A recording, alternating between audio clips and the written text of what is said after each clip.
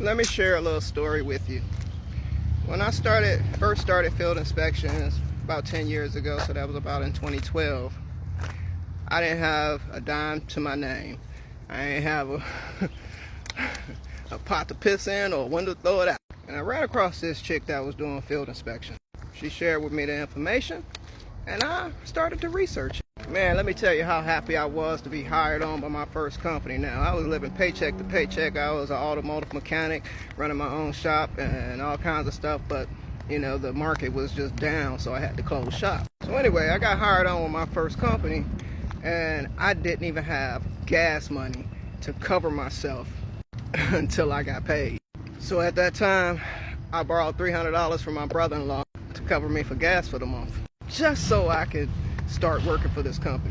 Because with this particular company, it was 30 days net, you know, so I had to cover myself for the first 30 days until I was able to get my first paycheck. And boy, when I tell you, it took me a minute to get the hang of things because I want everything perfected. But let me get back to your question. After researching more and more into the field inspections, man, I started finding different companies that I could work for, you know, and you know, magically these companies were starting to hire me.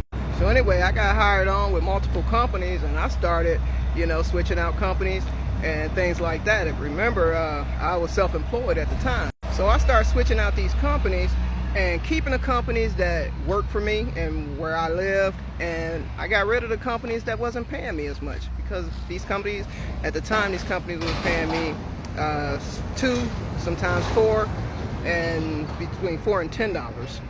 And see, what I did was I ensured that I calculated how much I needed a month to survive, and I got out there and hustled.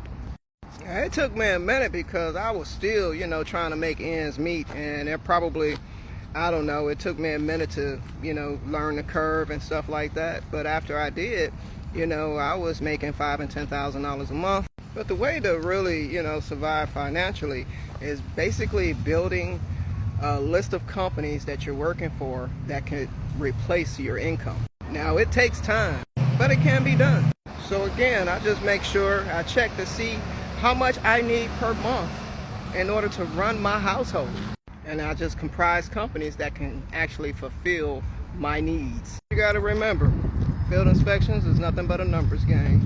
You find the right combination of companies that's paying the right amount of money, and you can easily replace your income, and you don't have to survive financially month to month.